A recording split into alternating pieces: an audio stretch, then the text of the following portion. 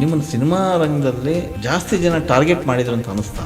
ಅಲ್ಲ, ಅದು ಈಗಲೂ ಮಾಡ್ತಾನೆ ಇದ್ದಾರೆ. ಡಬ್ಬಿಂಗ್ ತರಬೇಕು ಅಂತ ಹೋರಾಟ ಮಾಡಿದ್ವಿ, ಅದಕ್ಕೊಂದಷ್ಟು ಜನ ನನಗೆ ಮನೆ ಕಲ್ಲು ಹೊಡೆದ್ರು, ಆಫೀಸ್ ಹೊಡೆದಾಕಲು, ನನಗೆ ಅಟ್ಯಾಕ್ ಮಾಡಿದ್ರು. ಇಷ್ಟೆಲ್ಲ ಆಯ್ತು. ಕರ್ನಾಟಕ ಬಂದು ಕಾಲ್ ಮಾಡಿ ಒಂದು ದಿನ ಸ್ಟ್ಯಾಚು ಮಾಡಿಕೊಂಡು ಚಪ್ಪಲಿ ಹಾರ ಹಾಕಬಹುದು, ಮೈಸೂರು ಬೇಕಾದ ಸುಟ್ಟು.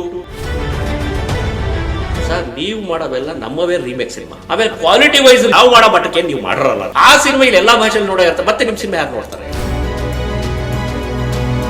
ಡಬ್ಬಿಂಗ್ ಓಪನ್ ಮಾಡಿದ್ಕೇನೆ ಇವತ್ತು KGF ಅಂತ ಒಂದು ವರ್ಡ್ ಸಿನಿಮಾ ಅಥವಾ ಕಾಂತಾರ ಅಂತ ಒಂದು ವರ್ಡ್ ಸಿನಿಮಾ, ಪ್ರಭಾಷಾ ಚಿತ್ರಗಳು ನೇರವಾಗಿ ಡಬ್ಬಿಂಗ್ ಆಗಿ ಇಲ್ಲಿ ಬರಕ್ ಆರಂಭ ಆಯ್ತು. ಕನ್ನಡದ ಕಥೆಗಾರರನ್ನ ಹುಡುಕಕ್ ಆರಂಭ ಮಾಡಿ ಅವ್ರು ವ್ಯಾಪಾರಸ್ಥ ಅಂತ ಹೇಳ್ಬಿಟ್ಟು ರಿಮೇಕ್ ಸಿನಿಮಾಗಳು ಮಾಡ್ತಾನೆ ಅನ್ನೋದಾದ್ರೆ ನೀನು ಅವ್ರಿಗೆ ಯಾಕೆ 100% ಟ್ಯಾಕ್ಸ್ ಫ್ರೀ ಕೊಡ್ತೀರಿ? ಕೃಷ್ಣೇಗೌಡರನ್ನ ಒಬ್ಬ ನಿರ್ಮಾಪಕರು ಅಂತ ಕರಿಬೋದಾ, ನಟ ಅಂತ ಕರಿಬೇಕಾ, ಅಥವಾ ನಿರ್ದೇಶಕ ಅಂತ ಕರಿಬೇಕಾ, ಅದೆಲ್ಲದಕ್ಕೂ ಹೊರತಾಗಿ ಒಬ್ಬ ಹೋರಾಟಗಾರ ಅಂತ ಕರಿಬೇಕಾ ಅಂತ ನಿಮ್ಮನ್ನು ನೀವು ಕಂಡುಕೊಳ್ಳೋದು ಯಾವ್ದ್ರಲ್ಲಿ ಅಂತ? ಸರ್, ಆಕ್ಚುಲಿ ನಾನು ರಂಗಭೂಮಿಯಲ್ಲಿ ನಟನಾಗಿ ಬಂದವನು. ಆ ಸಿನಿಮಾ ನಿರ್ಮಾಣ ಮಾಡಬೇಕು ಅಂತ ಬಂದವನು ಅಲ್ವೇ ಅಲ್ಲ. ಓಕೆ. ಅವಾಗ ನಾನು ಕೂಡ ಎಲ್ಲರೂ ಹೇಗೆ ಅನೇಕ ಕಲಾವಿದರು ಬೇರೆ ಬೇರೆ ದೊಡ್ಡ ದೊಡ್ಡ ನಟರ ನಿರ್ದೇಶಕರ ಹತ್ರ ಫೋಟೋ ತಗೊಂಡೆ, ಸರ್ ನಾನು ಥಿಯೇಟರ್ ಆರ್ಟಿಸ್ಟು, ನನಗೊಂದು ಪಾತ್ರ ಕೊಡಿ ನಿಮ್ಮ ಸಿನಿಮಾದಲ್ಲಿ ಅಂತ ಕೇಳ್ತಿದ್ರು. ಆಗ ಆ ರೀತಿ ನಾನು ಅನೇಕ ನಿರ್ದೇಶಕರ ಹತ್ರ ನಾನು ಫೋಟೋಗಳು ತಗೊಂಡೆ, ಸರ್ ನಾನು ಥಿಯೇಟರ್ ಆರ್ಟಿಸ್ಟು, ಆಕಾಶವಾಣಿ ಆರ್ಟಿಸ್ಟು, ನನಗೊಂದು ಅವಕಾಶ ಕೊಡಿ ಅಂತ ತುಂಬಾ ಜನ ಹತ್ರ ಕೇಳಿದ್ವಿ. ಅಲ್ಲಿ ಏನೋ ಚಿಕ್ಕ ಚಿಕ್ಕ ಒಂದು 2-3 ಸಿನಿಮಾಗಳಲ್ಲಿ ಪಾತ್ರ ಸಿಕ್ತು ಬಿಟ್ರೆ ಅದೆಲ್ಲೂ ನನಗೆ ಗುರ್ಸ್ಕೊಳ್ಳುವಂತ ಪಾತ್ರ ಸಿಗ್ಲಿಲ್ಲ. ಆಗ ಅನಿವಾರ್ಯ ಕಾರಣದಿಂದ ನಾನು ನಿರ್ಮಾಪಕನಾಗಬೇಕಾಯ್ತು. ಅದು ನಾನು ಬಯಸಿದ್ದಲ್ಲ, ಅದು ಅಥವಾ ನನ್ನ ವೃತ್ತಿ ಅಲ್ಲ, ಅದು ನಾನು ಅಭಿನಯಕ್ಕಾಗೆ ಬಂದದ್ದು. ಅಭಿನಯಕ್ಕೆ ನನಗೆ ಪಾತ್ರಗಳು ಸಿಗ್ಲಿಲ್ಲ ಅನ್ನೋ ಕಾರಣಕ್ಕೆ ನಿರ್ಮಾಪಕನಾದೆ. ನಿರ್ಮಾಪಕನಾದ ಮೇಲೆ ಹೇಗೇನು ಒಂದು ಹೋರಾಟ ಆರಂಭ ಆಯ್ತು. ಹೆಂಗೆ ಅಂತಂದ್ರೆ, ನಾನು ಅದಕ್ಕಿಂತ ಮುಂಚೆ ನಂಗೆ ಟಿವಿ ಸೀರಿಯಲ್ಗಳು ಮಾಡಿ ಅನುಭವ ಆಯ್ತು. ಅಲ್ಲಿ ಏನಾಗ್ತಿತ್ತು ಅಂದ್ರೆ, ನಮಗೆ ಬೇಕಾಗಿದ್ದ ಕಡೆ ಬೇಕಾಗಿದ್ದ ಸಲಕರಣೆಗಳು ತಗೋತಾ ಇದ್ವಿ, ಬೇಕಾಗಿದ್ದ ಕಡೆ ಟ್ರಾವೆಲ್ಸ್ ಅಲ್ಲಿ ಕಾರ್ ತಗೋತಾ ಇದ್ವಿ. ಅವಾಗ ನಾನು ಸೀರಿಯಲ್ ಮಾಡೋ ಸಮಯದಲ್ಲಿ ಒಂದು ಟಾಟಾ ಸುಮಗೆ 500 ರೂಪಾಯಿ ಕೊಟ್ಟು ಡೀಸೆಲ್ ಹಾಕ್ಸ್ಬಿಟ್ರೆ 24 ಗಂಟೆ ಗಾಡಿ ಓಡಿಸೋನು. 500 ರೂಪಾಯಿ ಆಗ ಅದೇ ಸಿನಿಮಾಗೆ ಬರ್ತಿದ್ದಂಗೆ ಅದು ವ್ಯವಸ್ಥೆ ಬದಲಾಗುತ್ತೆ. ಇಲ್ಲಿ ಕಾಲ್ ಶೀಟ್ ಅಂತ ಸ್ಟಾರ್ಟ್ ಆಗುತ್ತೆ, ತಿರ್ಗಾ ಡ್ರೈವರ್ ಬಾಟ ಅಂತ ಸ್ಟಾರ್ಟ್ ಆಗುತ್ತೆ, ತಿರ್ಗಾ ಅವ್ರಿಗೆ ಊಟ ಕೊಡ್ಬೇಕು ಅಂತ ಸ್ಟಾರ್ಟ್ ಆಗುತ್ತೆ, ಮತ್ತೆ ಬೆಳಿಗ್ಗೆ ಬ್ರೇಕ್ಫಾಸ್ಟ್ ಕೊಡ್ಬೇಕು ಅಂತ ಸ್ಟಾರ್ಟ್ ಆಗುತ್ತೆ. ಹೊರಗಡೆ ಶೂಟಿಂಗ್ ಮಾಡಿದ್ರೆ ಅವ್ರಿಗೆ ತಿರ್ಗಾ ಬೆಡ್ ಕಾಫಿ ಕೊಡ್ಬೇಕು ಅಂತ ಆರಂಭ ಆಗುತ್ತೆ. ಇನ್ನ ಬೆಂಗಳೂರಿಂದ 100 ಕಿಲೋಮೀಟರ್ ದೂರ ಹೋಗ್ತಿದ್ದಂಗೆ ಜರ್ನಿ ಬಾಟ ಕೊಡ್ಬೇಕು. ನಮ್ಮ ಕಾರು, ನಮ್ಮ ಡೀಸೆಲ್, ನಮ್ಮ ಊಟ, ನಮ್ಮ ಸಂಬಳ ಕೊಡೋದ್ರ ಜೊತೆಗೆ ಅವ್ರು ಕೂರ್ಸ್ಕೊಂಡು 100 ಕಿಲೋಮೀಟರ್ ಇಂದ 105 ಕಿಲೋಮೀಟರ್ ಹೋದ್ರು ಅವ್ರಿಗೆ ಜರ್ನಿ ಬಾಟ ಕೊಡ್ಬೇಕು ಅಂತ ಆರಂಭ ಆಗುತ್ತೆ. ನನ್ನ ಧ್ವನಿ ಇದ್ದಿದ್ದೇನು ಅಂತಂದ್ರೆ, ಸರ್ ನಾನು ಏನೇ ದುಡ್ಡು ಖರ್ಚು ಮಾಡಿದ್ರು ಅದು ಸ್ಕ್ರೀನ್ ಮೇಲೆ ಕಾಣಬೇಕು. ಕರೆಕ್ಟ್. ನಾನು 100 ಕಿಲೋಮೀಟರ್ ಇಂದ ನೀವು ದಾಟೆ ಹೋದೆ, ಅವ್ರಿಗೆ ಜರ್ನಿ ಬಾಟ ಕೊಟ್ಟೆ, ಅದು ಸ್ಕ್ರೀನ್ ಮೇಲೆ ಕಾಣಲ್ಲ. ಕರೆಕ್ಟ್. ಇಲ್ಲ ಯಾರು 25 ಜನಕ್ಕೆ ಪ್ರೊಡಕ್ಷನ್ ಬಾಯ್ ಇಟ್ಕೊಂಡೆ, ಅದು ಸ್ಕ್ರೀನ್ ಮೇಲೆ ಕಾಣಲ್ಲ. 4 ಜನ ಮೇಕಪ್ ಮೇಲೆ ಇಟ್ಕೊಂಡಿದೀನಿ, ಸ್ಕ್ರೀನ್ ಮೇಲೆ ಕಾಣಲ್ಲ. ಒಬ್ಬನೇ ಮಾಡೋ ಕೆಲಸ 4 ಜನ ಮಾಡೋ ಅವಶ್ಯಕತೆ ಏನಿರಲ್ಲ. ಆಮೇಲೆ ನಾನು 4 ವೆಹಿಕಲ್ ಇಟ್ಕೊಂಡಿದ್ದೆ, ಸ್ಕ್ರೀನ್ ಮೇಲೆ ಕಾಣಲ್ಲ. ನಾನು ಹೇಳ್ತಿದ್ದು ನನ್ನ ಹೋರಾಟ ಅಥವಾ ನನ್ನ ಧ್ವನಿ ಇದ್ದಿದ್ದು, ಎಷ್ಟು ಹಣ ನಾವು ಇನ್ವೆಸ್ಟ್ ಮಾಡ್ತೀವಿ ಅಟ್ಲೀಸ್ಟ್ ಅದ್ರಲ್ಲಿ ಒಂದು 70 to 80% ಆದ್ರೂ ನೀವು ಸ್ಕ್ರೀನ್ ಮೇಲೆ ಕಾಣಬೇಕು. ಆದ್ರೆ ಇಲ್ಲಿ 30% to 40% ಅಷ್ಟೇ ಸ್ಕ್ರೀನ್ ಮೇಲೆ ಕಾಣುತ್ತೆ. ಇನ್ನು 60% ಈ ತರ ಹೊರಗಡೆ ಹೋಗ್ತಾ ಇದೆ. ನಾನು ಹೇಳೋದು, ಒಂದು 4 ದಿವಸ ಶೂಟಿಂಗ್ ಜಾಸ್ತಿ ಮಾಡಿ, ಒಳ್ಳೆ ಎಡಿಟರ್ನ ಹಾಕಿ, ಒಳ್ಳೆ ಕಾಸ್ಟ್ಯೂಮ್ಸ್ ಹಾಕಿಸಿ, ಒಳ್ಳೆ ಕತೆ ಬರ್ಸಿ, ಒಳ್ಳೆ ಲೊಕೇಶನ್ ಶೂಟ್ ಮಾಡಿ, ಒಂದ್ 4 ದಿವಸ ಜಾಸ್ತಿ ತೆಗಿರಿ. ಒಂದ್ 4 ಶಾಟ್ ಜಾಸ್ತಿ ತೆಗೆದ್ರೆ ಅವ್ರ ಎಡಿಟರ್ಗೆ ಕೆಲಸ ಸಿಗುತ್ತೆ, ಸಿನಿಮಾ ಬ್ಯೂಟಿ ಆಗುತ್ತೆ, ಅದು ಸ್ಕ್ರೀನ್ ಮೇಲೆ ಕಾಣುತ್ತೆ. ಇದು ನಂದು ಹೋರಾಟ ಆಗಿತ್ತು. ಯಾವಾಗ ಇದು ಒಪ್ಲಿಲ್ಲ ಅಂತ ಗೊತ್ತಿದ್ದಾಗ ಆ ಒಕ್ಕೂಟದ ವ್ಯವಸ್ಥೆ ವಿರುದ್ಧ ಹೋರಾಡಬೇಕಾಯ್ತು. ಅದನ್ನು ತೆಗೆದು ನನಗಿಷ್ಟ ಬೇಕಾದಾಗ ಸಿನಿಮಾ ಮಾಡ್ಕೊಳ್ಳೋದಕ್ಕೆ ರೆಡಿ ಮಾಡ್ಕೊಂಡು ನಾವು ಮಾಡ್ಕೊಂಡ್ವಿ. ಓಕೆ. ಈಗ ನಿಮ್ಮನ್ನು ಸಿನಿಮಾ ರಂಗದಲ್ಲಿ ಜಾಸ್ತಿ ಜನ ಟಾರ್ಗೆಟ್ ಮಾಡಿದ್ರು ಅಂತ ಅನಿಸ್ತಾ ಅಂತ? ಅಲ್ಲ, ಅದು ಈಗಲೂ ಮಾಡ್ತಾನೆ ಇದ್ದಾರೆ, ಬರೀ ಆಗ್ಲೇ ಅಲ್ಲ. ಯಾವಾಗಿಂದ ಆರಂಭ ಆಯ್ತು ಅಂತಂದ್ರೆ, ನಾನು ಮುಂಚೆ ಒಂದು ಸಂಸ್ಥೆಯಲ್ಲಿ ಸದಸ್ಯನಾಗಿದ್ದಾಗ ಒಂದಷ್ಟು ಪ್ರಶ್ನೆಗಳನ್ನ ಕೇಳಕ್ ಶುರು ಮಾಡಿದ್ರಿ.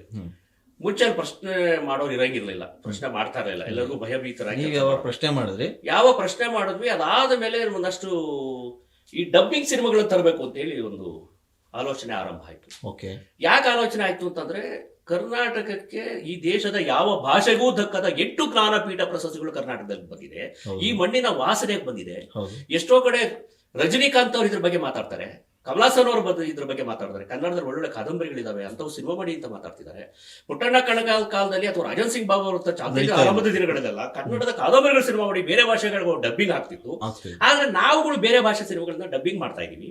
ಒಂದ್ಸರಿ ನಾನು ಚೆನ್ನೈಗೆ ಹೋಗಿದ್ದಾಗ, ನಿಮ್ ಸಿನಿಮಾಗಳನ್ನೆಲ್ಲ ನಮ್ಮೂರಲ್ಲಿ ಹಾಕ್ತೀರಿ, ನಮ್ ಸಿನಿಮಾಗಳು ನಿಮ್ಮೂರಲ್ಲಿ ಯಾಕೆ ಹಾಕಲ್ಲ ಅದಕ್ಕೆ ಅವ್ರು ಒಂದು ಪ್ರಶ್ನೆ ಕೇಳಿದ್ರು ನಾನು, ಸರ್ ನೀವು ಮಾಡೋವೆಲ್ಲ ನಮ್ಮವೇ ರೀಮೇಕ್ ಸಿನಿಮಾ ಅಥವಾ ಪರಭಾಷಾ ಸಿನಿಮಾಗಳು ರೀಮೇಕ್ ಮಾಡ್ತೀವಿ, ಅದು ಹಿಂದಿಲೂ ಬಂದಿರುತ್ತೆ, ತಮಿಳಲ್ಲೂ ಬಂದಿರುತ್ತೆ, ತೆಲುಗಲ್ಲೂ ಬಂದಿರುತ್ತೆ, ಆಮೇಲೆ ಕ್ವಾಲಿಟಿ ವೈಸ್ ನೀವು ನಾವು ಮಾಡೋ ಮಟ್ಟಕ್ಕೆ ನೀವು ಮಾಡರಲ್ಲ, ತಿರ್ಗಿ ಅಲ್ಲೆಲ್ಲೇ ಕಾಂಪ್ರಮೈಸ್ ಆಗಿರ್ತೀರಿ. ಆ ಸಿನಿಮಾ ಇಲ್ಲಿ ಎಲ್ಲಾ ಭಾಷೆಯಲ್ಲಿ ನೋಡೋ ಇರುತ್ತೆ, ಮತ್ತೆ ನಿಮ್ ಸಿನಿಮಾ ಯಾರು ನೋಡ್ತಾರೆ? ಆಗ ಒಂದು ಅರ್ಥ ಆಗಿತ್ತು, ಓ ಇದನ್ನ ಹೊಡಿಲೇಬೇಕು ಅಂತ. ಆಮೇಲೆ ನಾವು ಡಬ್ಬಿಂಗ್ ತರಬೇಕು ಅಂತ ಹೋರಾಟ ಮಾಡಿದ್ವಿ. ಅದಕ್ಕೊಂದಷ್ಟು ಜನ ನನಗೆ ಮನಿ ಕಲ್ಲು ಹೊಡೆದ್ರು, ಆಫೀಸ್ ಹೊಡೆದಾಕಿದ್ರು, ನನಗೆ ಅಟ್ಯಾಕ್ ಮಾಡಿದ್ರು, ಇಷ್ಟೆಲ್ಲ ಆಯ್ತು. ಒಂದ್ಸತಿ ಅದೇನು ಕರ್ನಾಟಕ ಬಂದ್ ಕಾಲ್ ಮಾಡಿ ಒಂದೊಂದೇನೋ ಸ್ಟ್ಯಾಚು ಮಾಡ್ಕೊಂಡು ಚಪ್ಪಲಿ ಹಾರ ಹಾಕೊಂಡ್ಬಂದು ಮೈಸೂರು ಬೇಕ ಸುಟ್ಟು, ಅವತ್ತು ನಮ್ಮನೆ ಕಲ್ಲೆಲ್ಲ ಹೊಡೆದ್ರು, ಎಲ್ಲ ಚಾನಲ್ ಅಲ್ಲೂ ದೊಡ್ಡ ಇಶ್ಯೂಸ್ ಅದು, ಆಫೀಸ್ ಎಲ್ಲ ಹೊಡೆದ್ರು, ಅಟ್ಯಾಕ್ ಮಾಡಿದ್ರು. ಇಷ್ಟೆಲ್ಲ ಆದ್ಮೇಲೂ ಕೂಡ ಆರಂಭದಲ್ಲಿ 2 ಸಿನಿಮಾ ಡಬ್ಬಿಂಗ್ ಮಾಡಿ ರಿಲೀಸ್ ಮಾಡಿದ್ವಿ ಯಶಸ್ವಿಯಾಗಿ. ಅಲ್ಲಿಂದ ಆರಂಭ ಆಯ್ತು. ಈಗ ಅವತ್ತು ಡಬ್ಬಿಂಗ್ ಓಪನ್ ಮಾಡಿದ್ಕೇನೆ ಇವತ್ತು KGF ಅಂತ ಒಂದು ವರ್ಲ್ಡ್ ಸಿನಿಮಾ ಅಥವಾ ಕಾಂತಾರ ಅಂತ ಒಂದು ವರ್ಲ್ಡ್ ಸಿನಿಮಾ, ಅಥವಾ ನಾವು ಮಾರ್ಕೆಟ್ ಮುಂಚೆ KGF ಹೋದ್ರೆ, ದೇವನಹಳ್ಳಿಗೆ ಹೋದ್ರೆ, ಕೋಲಾರಕ್ಕೆ ಹೋದ್ರೆ ಕನ್ನಡ ಸಿನಿಮಾ ಓಡಲ್ಲ ಅಂತ ಅಂತಿದ್ದಾಗ, ಈಗ ಎಲ್ಲಾ ಪ್ರಾಂತ್ಯದಲ್ಲೂ ಸಿನಿಮಾ ಹೋಗುತ್ತೆ, ಅಥವಾ ಈ ದೇಶಕ್ಕೆ ಸಿನಿಮಾ ತಗೊಂಡೋಗತ್ತೆ, ಅಥವಾ ಇವರ ಇಡೀ ಪ್ರಪಂಚದಲ್ಲಿ ಎಲ್ಲೆಲ್ಲಿ ಬೇಕಾದ ಸಿನಿಮಾನ ಓಪನ್ ಮಾಡಕ್ ಸಾಧ್ಯ ಆಗುತ್ತೆ ಅಂತ ಮಾರ್ಕೆಟ್ ಓಪನ್ ಆಯ್ತು. ಆಮೇಲೆ ಜೊತೆಗೆ ಏನಾಯ್ತು, ಯಾವಾಗ ಆ ಪರಭಾಷಾ ಚಿತ್ರಗಳು ನೇರವಾಗಿ ಡಬ್ಬಿಂಗ್ ಆಗಿ ಇಲ್ಲಿ ಬರಕ್ ಆರಂಭ ಆಯ್ತು, ಕನ್ನಡದ ಕಥೆಗಾರರನ್ನ ಹುಡುಕಾಕ ಆರಂಭ ಮಾಡಿದ್ರು. ನಾನು ತುಂಬಾ ಜನ ಕೇಳ್ತಿದ್ದೆ, ಸರ್ ನೀವು 1 ಕೋಟಿ 2 ಕೋಟಿ ಕೊಟ್ಟು ರೀಮೇಕ್ ರೈಟ್ಸ್ ಅಂತೀರಿ, ನಮ್ ಕನ್ನಡದ ಕಥೆಗಾರ ಯಾರು 10 ಲಕ್ಷ ರೂಪಾಯಿ ಕೊಡಿ ಸರ್, ಅದಕ್ಕಿಂತ ಅದ್ಭುತವಾದ ಕಥೆ ಮಾಡ್ಕೊಡ್ತಾರೆ. ಅದನ್ನ ಮಾಡಿದ್ರೆ ನೀವು 1.5 ಕೋಟಿ ಕೊಟ್ಟು ಅಂತ ತಂದ್ರು ಸಿನಿಮಾ ಗೆಲ್ಲಲ್ಲ, ಆಲ್ರೆಡಿ ನಿಮಗೆ ಗೊತ್ತಿರುತ್ತೆ. ಅದ್ರ ಜೊತೆಗೆ ನಾನೇನ್ ಮಾಡಿದೆ, ರೀಮೇಕ್ ಸಿನಿಮಾಗಳಿಗೆ ಅವಾಗ ಕನ್ನಡ ಸಿನಿಮಾಕ್ಕೆ 100% ಟ್ಯಾಕ್ಸ್ ಫ್ರೀ ಇತ್ತು GST ಬರೋಕ್ಕಿಂತ ಮುಂಚೆ. ಈ ರೀಮೇಕ್ ಸಿನಿಮಾಗಳಿಗೆ 100% ಟ್ಯಾಕ್ಸ್ ಫ್ರೀ ಕೊಡಬೇಡಿ, ಟ್ಯಾಕ್ಸ್ ಹಾಕಿ. ಯಾಕೆ ನಾವು ನೀವು ಟ್ಯಾಕ್ಸ್ ಫ್ರೀ ಕೊಡ್ತಾ ಇರೋದು ಈ ಮಣ್ಣಿನ, ಈ ಜಲದ, ಈ ನೆಲದ ಸಂಸ್ಕೃತಿ ಇರ್ತಕ್ಕಂಥ ಸಿನಿಮಾಗಳನ್ನ ಮಾಡೋದಕ್ಕೆ ನೀವು ಉತ್ತೇಜನ ಕೊಡಬೇಕು, ಪ್ರಮೋಟ್ ಮಾಡ್ಬೇಕು ಅನ್ನೋ ಕಾರಣಕ್ಕೆ ನೀವು ಟ್ಯಾಕ್ಸ್ ಫ್ರೀ ಕೊಡ್ತಿದ್ರಿ. ಇವ್ರು ಪರಭಾಷಾ ಚಿತ್ರಗಳ ತರದಿ ಹಾಕಿ ಅಂತಂದ್ರೆ ನಾನು ಕಾಸು ಮಾಡ್ತೀನಿ, ಬಿಸ್ನೆಸ್ ಮೈಂಡೆಡ್, ನಾನು ವ್ಯಾಪಾರಸ್ಥ. ಅವ್ನು ವ್ಯಾಪಾರಸ್ಥ ಅಂತ ಹೇಳ್ಬಿಟ್ಟು ರೀಮೇಕ್ ಸಿನಿಮಾಗಳು ಮಾಡ್ತಾನೆ ಅನ್ನೋದಾದ್ರೆ ನೀನ್ ಅವ್ರಿಗೆ 100% ಟ್ಯಾಕ್ಸ್ ಫ್ರೀ ಕೊಡ್ತೀರಿ, ಸರ್ಕಾರ ಹಣ ಕಟ್ಲಿ ಬಿಡಿ ಅಂತೇಳಿ ಸ್ಟಾರ್ಟ್ ಮಾಡಿದ್ವಿ ಒಂದಷ್ಟು ಜನ ಕಟ್ಟು. ಅವಾಗ ಅವೇನಾಯ್ತು, ರೀಮೇಕ್ ಸಿನಿಮಾಗಳ 100% ಟ್ಯಾಕ್ಸ್ ಫ್ರೀ ಕ್ಯಾನ್ಸಲ್ ಮಾಡಿ ಅವ್ರ ಟ್ಯಾಕ್ಸ್ 100% ಹಾಕಕ್ ಆರಂಭ ಆಯ್ತು. ಆಗ ಒಂದಷ್ಟು ಜನ ಚೆಲುವಿರಚಿ ತಾರಾ ಇಂಥದ್ದು ಒಂದಷ್ಟು ಸಿನಿಮಾಗಳಿಗೆ ಸಮಸ್ಯೆನೂ ಆಯ್ತು. ಆಮೇಲೆ ಇನ್ನೊಂದು ದೊಡ್ಡ ಸ್ಟ್ರಾಂಗ್ ಬಣ ಅದ್ರ ವಿರುದ್ಧ ನಿಂತ್ಕೋತು, ಅದರಲ್ಲಿ ಗೆದ್ರು ಸರ್ಕಾರ ಲೆವೆಲಲ್ಲಿ. ಆ ಸಿನಿಮಾಗೂ ಟ್ಯಾಕ್ಸ್ ಫ್ರೀ ಕೊಡೋದನ್ನ ಸುಲಭವಾಗಿ ಜಾರಿ ತಂದ್ರು. ಸೊ ಇದ್ರ ವಿರುದ್ಧ ಹೋರಾಟ ಹೆಂಗಾಗಬೇಕು ಅನ್ನೋದು ಡಬ್ಬಿಂಗ್ ತರಬೇಕು. ಈಗ ಆ ಸಿನಿಮಾನೇ ಕನ್ನಡ ಡಬ್ಬಿಂಗ್ ಹಾಕಿ ಬಂದ್ಬಿಟ್ರೆ ಆಗ ಇವನಿಗೆ ಆ ಸಿನಿಮಾ ರೈಟ್ಸ್ ತಂದು ಯಾಕೆ ಮಾಡಕ್ ಹೋಗ್ತಾನೆ? ಆಗ ಈ ಮಣ್ಣಿನ ವಾಸನೆ ಸಿನಿಮಾ ಹೊಡಿತಾರೆ, ಆಗ ಈ ಸಿನಿಮಾ ಬರುತ್ತೆ ಆಚೆಗೆ, ಕನ್ನಡ ಸಿನಿಮಾಗಳು ಆಚೆ ಬರ್ತವೆ. ಹಾಗಾಗಿ ಇವೆಲ್ಲವೂ ಬರಕ್ ಆರಂಭ ಆಯ್ತು. ಯಾರಾಗ್ತಾರೆ MLA ಅಭ್ಯರ್ಥಿ 2028 ಶೀಘ್ರದಲ್ಲೇ. ಪ್ರತಿದಿನ ಒಂದೊಂದು ಕ್ಷೇತ್ರದ ಟಿಕೆಟ್ ಆಕಾಂಕ್ಷಿಗಳ ಸಂಪೂರ್ಣ ಮಾಹಿತಿ ಪೊಲಿಟಿಕಲ್ ಜರ್ನಲಿಸ್ಟ್ KM ಶಿವಕುಮಾರ್ ಅವರಿಂದ. ಕರ್ನಾಟಕದ ನಂಬರ್ 1 ಡಿಜಿಟಲ್ ಮೀಡಿಯಾ ನಿಮ್ಮ ನೆಚ್ಚಿನ ಕರ್ನಾಟಕ ಟಿವಿಯಲ್ಲಿ ಮಾತ್ರ.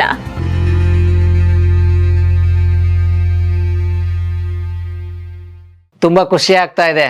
ಯಾಕೆಂದರೆ ಇವತ್ತು ಎಷ್ಟೋ ಜನ ಮಹಿಳೆಯರು ಹೇಳ್ತಾ ಇದ್ರು, ನನಗೆ PCOD ಪ್ರಾಬ್ಲಮ್ ಇತ್ತು ಸರ್, ಥೈರಾಯ್ಡ್ ಪ್ರಾಬ್ಲಮ್ ಇತ್ತು ಸರ್, ಆರಾಮಾಗಿ ನಾನು ಸಣ್ಣ ಆದೆ ಸರ್, ತುಂಬ ಥ್ಯಾಂಕ್ ಯು ಅಂತ ಎಷ್ಟೋ ಜನ ಹೇಳ್ತಾ ಇದ್ರು. ನಿಮಗೆ PCOD ಪ್ರಾಬ್ಲಮ್ ಇರಲಿ, ಥೈರಾಯ್ಡ್ ಪ್ರಾಬ್ಲಮ್ ಇರಲಿ, 100% ನೀವು ಸಣ್ಣ ಆಗಬೇಕು, ಆರೋಗ್ಯದಲ್ಲೂ ಸಮೇತ ತುಂಬ ಚೇತರಿಕೆ ಆಗಬೇಕು ಅಂದರೆ ಪ್ರತಿದಿನ ನಮ್ಮ ಜೀನಿ ಸ್ಲಿಮ್ನ ಯೂಸ್ ಮಾಡಿ. ಯಾಕೆಂದರೆ ಜೀನಿ ಸ್ಲಿಮ್ಮು ಒಂದು ಉತ್ತಮ ಆಹಾರ.